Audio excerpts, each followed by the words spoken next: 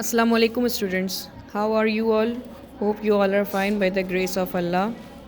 Today we are going to read a chapter from your textbook, that is Thank You Ma'am, which is at page number 127 till page number 134. So students, open up your books at page number 127 and let's start reading this chapter.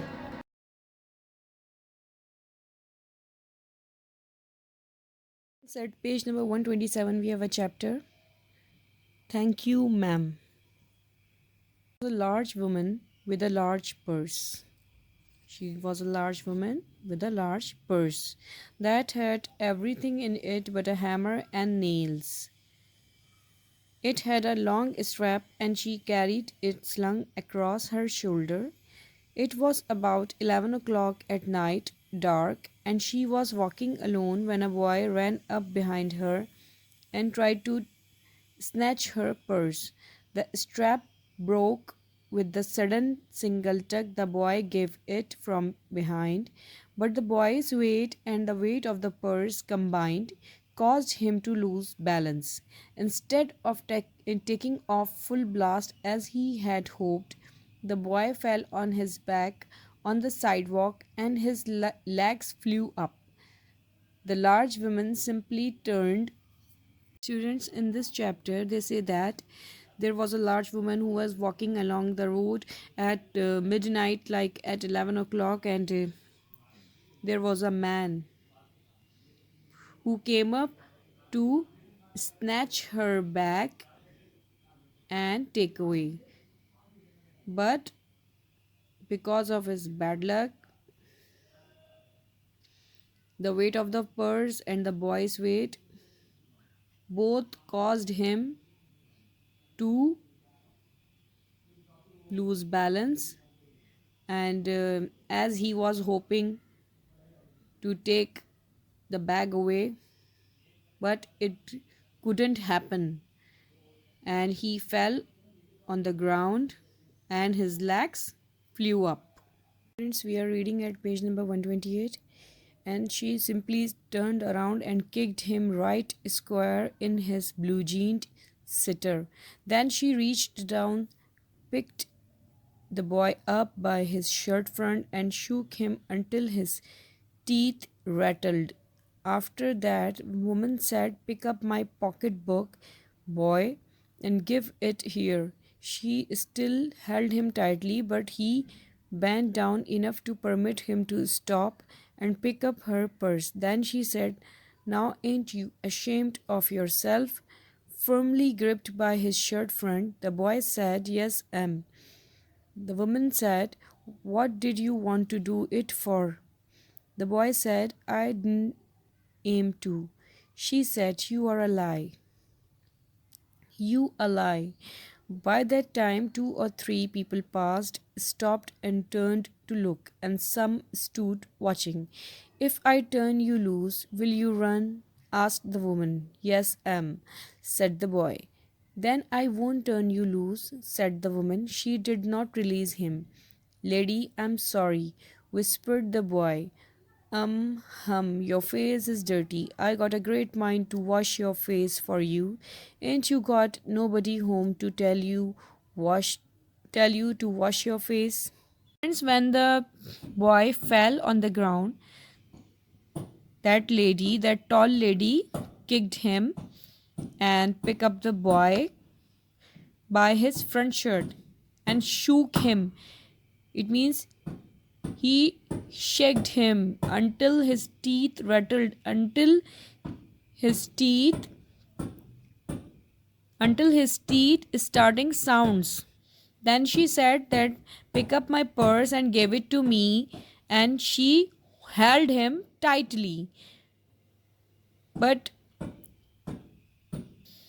then she bent down to permit him to pick up her purse, and then she asked him, "You are not ashamed what you did with me?" Then that boy said, "Yes, he was." Then that woman said, "What did you do? What did you want to do it for?" The what did you have to do with this purse and the things which were inside that purse? Then the boy said, I didn't aim to. It means that he didn't want to, but he had to do that deliberately on purpose because he was maybe he was needy. She said, you are lie. By that time, two or three people passed. There were two or three people who were passing and stopping, and they were looking that what is happening between that lady and that boy. If I turn you loose, will you run? She asked him that if I turn you loose, you will run. So he said, yes, he will run. So she said that I will not turn you loose, and she did not release him. She did not make him free. Your face is dirty. She told him that he has a dirty face and he had to wash. And she asked him that is there anybody to tell you that to wash your face? At page number 129 we are reading no said the boy. He said that there is nobody in his home to tell him to wash the face. Then it will get washed this evening, said the large woman, starting up the street, dragging the frightened boy behind her.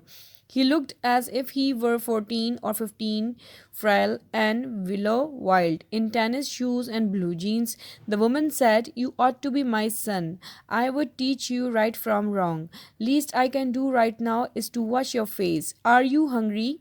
No, said the being dragged boy. I just want you to turn me loose. Was I bothering you when I turned that corner? Asked the woman. No, but you put yourself in contact with me, said the woman. If you think that contact is not going to last a while, you got another thought coming. When I get through with you, sir, you are going to remember Mrs. Luella Bates, Washington Jones.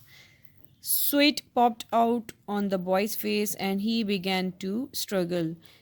Mrs. Jones stopped, jerked him round in front of her, put a half Nelson about his neck, and continued to drag him up the street. When she got to her door, she dragged the boy inside down a hall.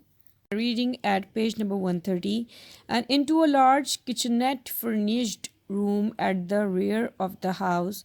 She switched on the light and left the door open. The boy could hear other roomers laughing and talking in a large house. Some of the doors were open too, so he knew he and the woman were not alone. The woman still had him by the neck in the middle of a room. She said, what is your name? Roger, answered the boy. Then, Roger, you go to that sink and wash your face, said the woman, whereupon she turned him loose at last. Roger looked at the door, looked at the woman, looked at the door, and went to the sink. Let the water run until it gets warm, she said. Here's a clean towel. You gonna take me to jail?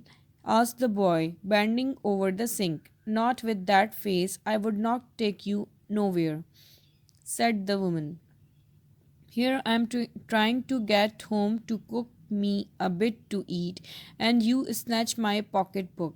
Maybe you ain't been to your supper either, late as it be, have you? There's nobody home at my house, said the boy. Then we'll eat, said the woman. I believe you are hungry and been hungry to try to snatch my pocketbook. Page number 129. There was an explanation that that lady was dragging him, was taking him behind her, and the boy was by looks he was 14 or 15 of age, and he had tennis shoes and blue jeans and willow wild. It means that a tree with long flexible branches, here giving the idea that boy is thin and willowy. That okay, the meaning of this willow wild means that boy was thin. The woman said that you ought to be my son, you should be my son, I would teach you right from wrong. She was telling him that he was doing wrong, and she will teach that you were doing wrong and what you have to do, what should you do from wrong to right. Least I can do right now is to wash your face. Are you hungry? She asked him outside of her home, where she was dragging him, was taking him to her home. And in that way she was talking to him that he was he hungry, and what there was some conversation between them. So she also asked him that she was bothering you, I was bothering you, I was giving you any troubles. And there were some conversation. She told him about her name. Boy was getting afraid because she was telling him that you are going to remember my name, that my name is Mrs. Loela Bates Washington Jones, shortly Mrs. Jones. So sweat popped out. It means he was sweating, he was getting afraid, and he began to struggle. He wanted him to free himself from her grip, but he couldn't. And finally she dragged him to the street, and she got to her door and took and dragged the boy inside. And when they got inside, she asked him that what is your name. And that boy was hearing that there were some people other in other rooms. There were rumors laughing and talking in large house. Some of the doors were open. He saw inside that lady Mrs. Jones home, and he told his name, that his name is Roger. And she told Roger to go to the sink and wash his face. So went to the sink and washed his face. Afterwards that boy asked Mrs. Jones that, are you going to take me to the jail? So that woman said, I will not take you anywhere. I'm going to cook something to eat, and you snatched my pocketbook. Maybe she asked, and there is some courtesy she has for him, that she asked him that you must have not taken the supper, and there is nobody. He answered that there is nobody at his house. So she said, then we'll eat together. I believe you are hungry or been hungry. That is why you tried to snatch my pocketbook. You're reading at page number 131. I want a pair of blue suede shoes. This is a kind of shoes which has leather with the flash side outward. Well, you didn't have to snatch my pocketbook to get some sweat shoes, said Mrs. Luella Bates Washington Jones. You could have asked me, ma'am. The water dripping from his face. The boy looked at her. There was a long pause, a very long pause. After he had dried his face and not knowing what else to do, dried it again, the boy turned around, wondering what next. The door was open. He could make a dash for it down the hall. He could run, run, run, run. The woman was sitting on the day bed. After a while she said, I were young once, and I wanted things I could not get. There was another long pause. The boy's mouth opened. Then he frowned, not knowing he frowned. The woman said, you thought I was going to say, but didn't you? You thought I was going to say, but I didn't snatch people's pocketbooks. Well, I wasn't going to say that. Pause. Silence. I have done things too, which I would not tell you, son. Neither tell God if he didn't already know. Everybody's got something in common.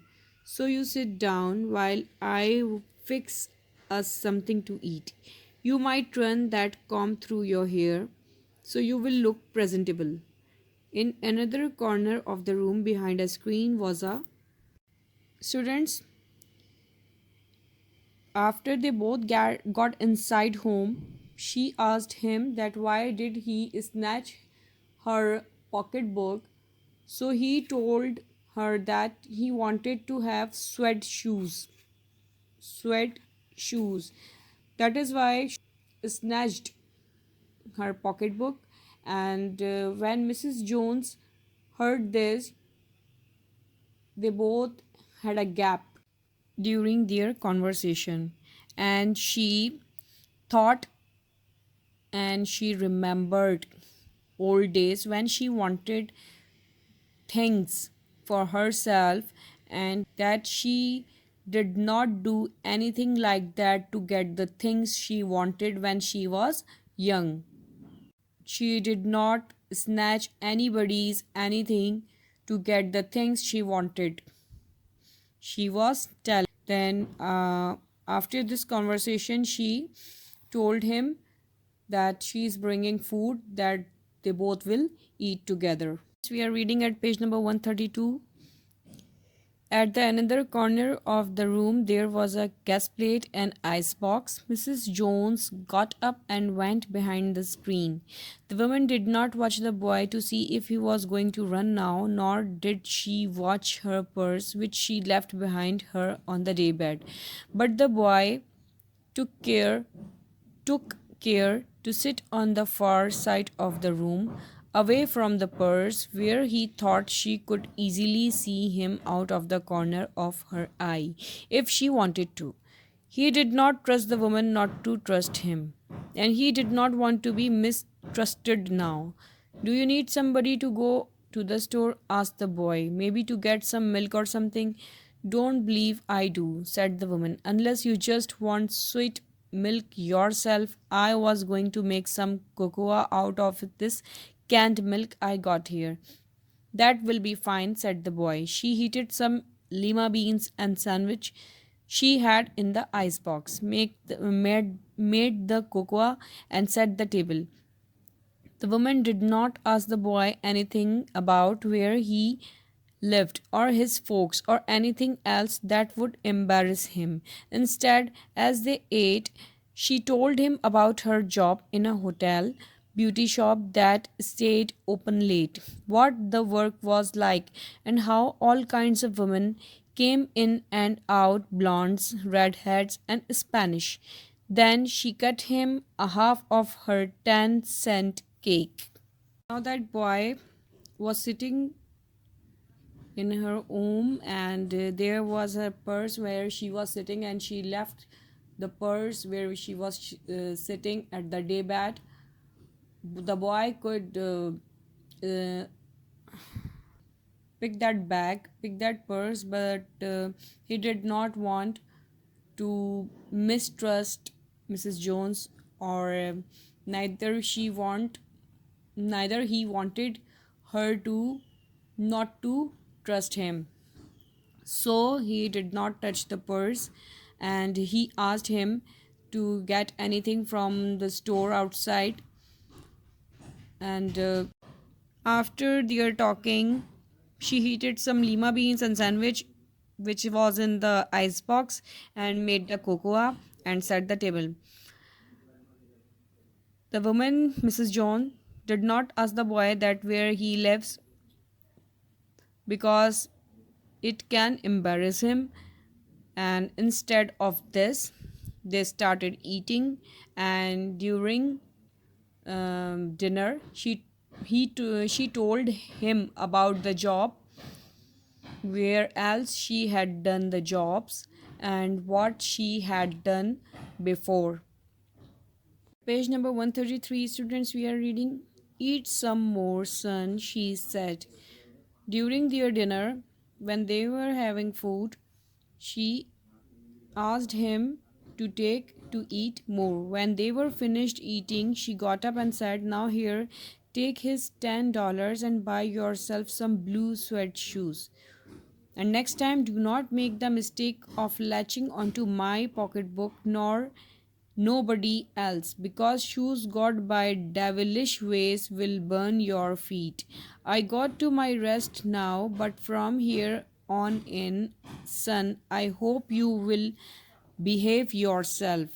She led him down the hall to the front door and opened it. Good night, behave yourself, boy, she said, looking out into the street as he went down the steps. We are reading at page number 134.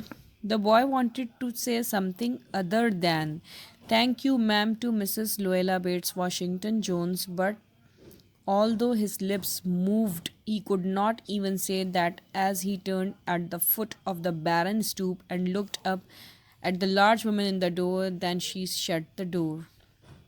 The boy wanted to say her thank you, Mrs. Luella Bates Washington Jones, but he was feeling embarrassed and he did not dare to say her anything to and he did not dare to thank her. So she shut the door and he started to walk from there. Students, note down the working which you have to do in your copies.